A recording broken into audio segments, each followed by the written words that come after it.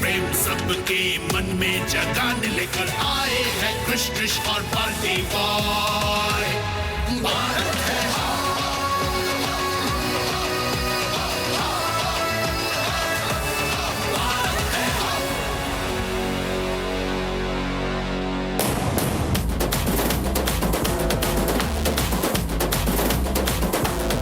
अरे ये क्रिश, बाल्टी बॉय और चूहा गैंग ने क्या धमा चौकड़ी मचा रखी है।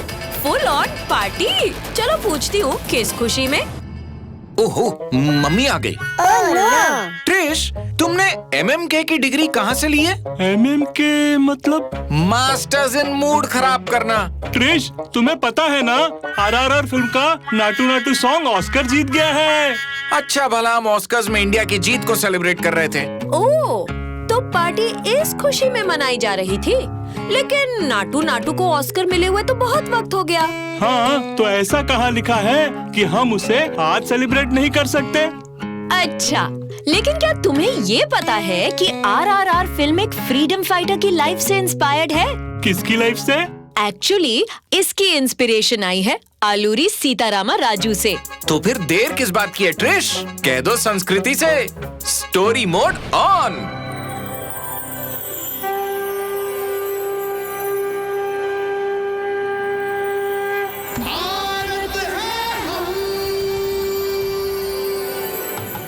आलूरी रामराजू का जन्म 4 जुलाई 1897 को एक तेलुगु भाषी फोटोग्राफर वेंकटा रामराजू के घर ग्राम पंडरंगी भीमुनीपट्टनम में हुआ था।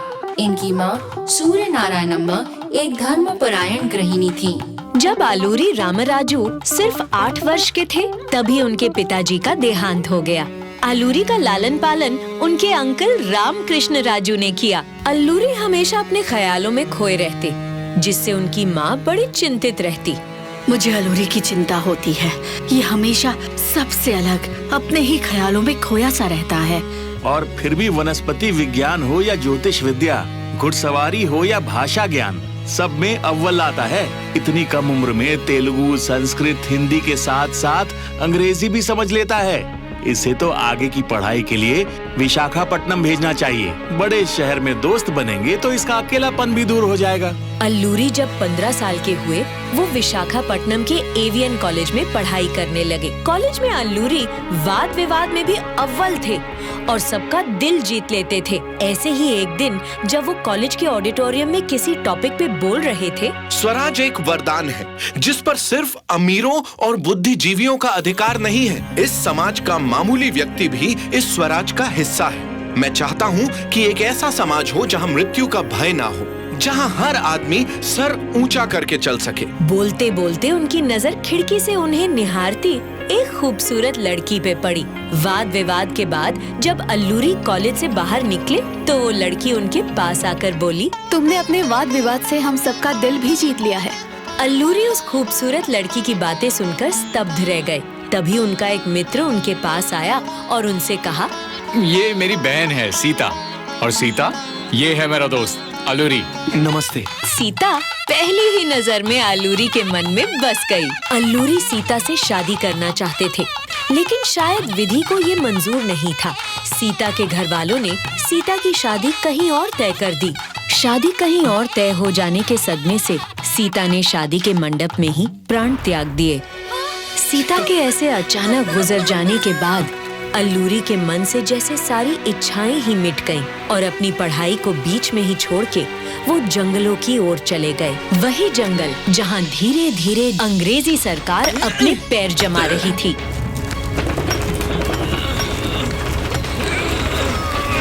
Lazy fools, जल्दी करो, ये सड़क जल्दी से जल्द रेडी होनी चाहिए।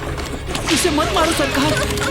अंग्रेजी सरकार एक जंगल से गुजरती हुई एक सड़क बनवा रही थी और इस सड़क बनाने वाले गरीब मजदूरों पर अत्याचार कर रही थी। जब उस जंगल से गुजरते हुए अल्लूरी ने ये देखा, आज से कोई भी काम नहीं करेगा।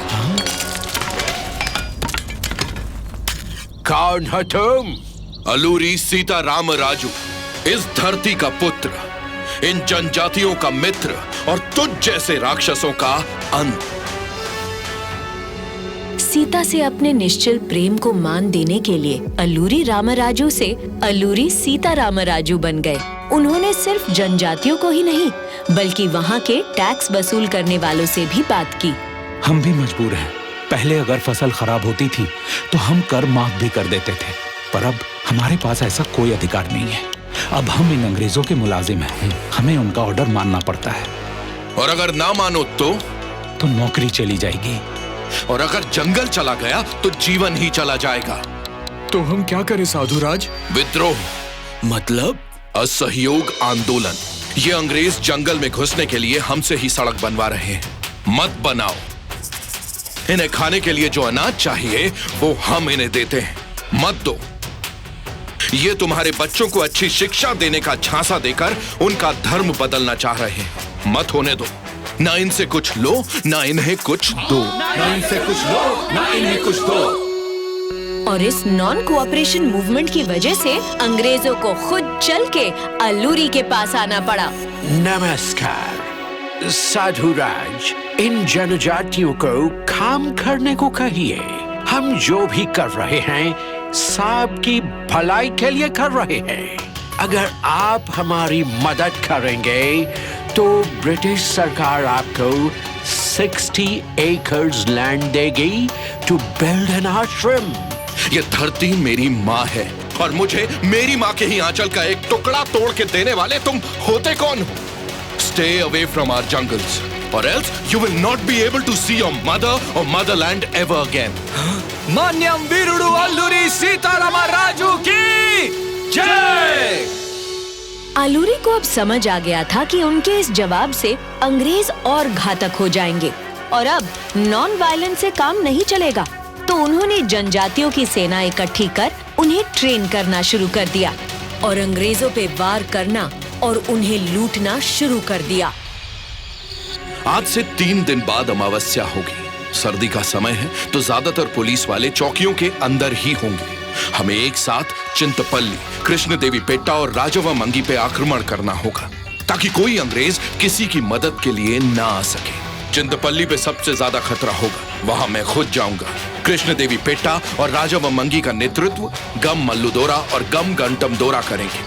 मनयम वीरुडु अल्लूरी सीतारामराजू की जय।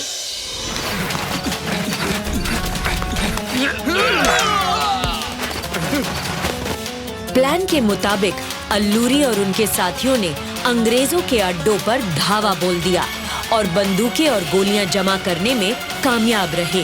मान्यम वीरुडु अल्लूरी सीतारामराजू की जय। ये उत्सव का समय नहीं है। अंग्रेज इस हमले से बौखला गए होंगे। अगर अभी तक वो सिर्फ क्रूर थे तो अब पशुता पे उतर आएंगे और तो बच्चों पे अत्याचार करेंगे। पर अपने अंदर अपनी आस्था, अपनी मातृभक्ति को जोड़े रखो और जीत तुम्हारी होगी। अल्लूरी की बात बिल्कुल सही निकली। अंग्रेज अल्लूरी और उनके साथियों को गांव-गांव ढूंढने लगे। बताओ कहाँ है अल्लूरी? नहीं मालूम सरकार। लेकिन तन तोड़ प्रयासों के बाद भी अंग्रेज उन्हें ढूंढने में सफल नहीं रहे। अल्लूरी को पकड़ना तो दूर, हम उसकी परछाई तक भी नहीं पहुंच पा रहे। ये ट्राइबल्स कभी ड्रम्स, कभी फ्लूट, कभी बर्ड कॉल्स देके सीक्रेटली उसे वार्न कर देते हैं और हमारे ट्रूप्स को मिसलीड। मैंने उसे पकड़ने के लिए मालाबार पुलिस का एक स्पेशल फोर्स बनाया है और अनाउंस कर दो कि उसकी खबर देने वाले के लिए 10,000 रुपए का इनाम दिया जाएगा। अंग्रेजों की इनाम वाली साजिश काम कर गई। पैसों की लालच में अल्लूरी के जान पहचान वाले एक टैक्स वसूलने वाले ने उनका पता बता दिया। वो रहा।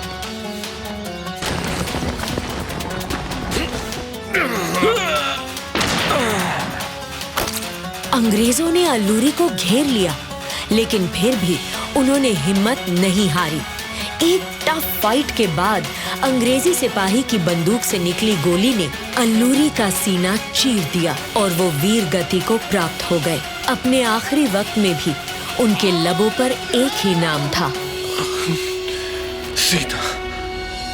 मुझे तब बहुत बुरा लगता है जब एक हिंदुस्तानी की वजह से ही कोई स्वतंत्रता सेनानी मारा जाता है। मुझे भी। बिल्कुल सही है, लेकिन ऐसे गद्दारों को इतिहास याद नहीं रखता। वो याद उस बलिदान को रखता है जो मरने के बाद और बड़ा हो जाता है।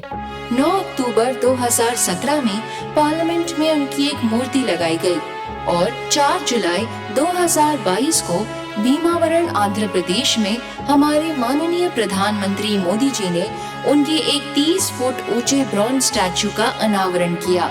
ऐसे महान स्वतंत्रता सेनानियों के बलिदान को शत शत प्रणाम। इसीलिए गर्व से कहो, भारत दोस्तों, अगर ये कहानी सुनने में आप लोगों को इतना मजा आया तो सोचिए देखने में कितना मजा आएगा। देखिए क्रिश ट्रिश बाल्टी बॉय भारत है हम, हर रविवार सुबह 11 बजे दूरदर्शन पर। और हमारे स्ट्रीमिंग पार्टनर्स हैं Amazon प्राइम वीडियो और Netflix। Stay tuned.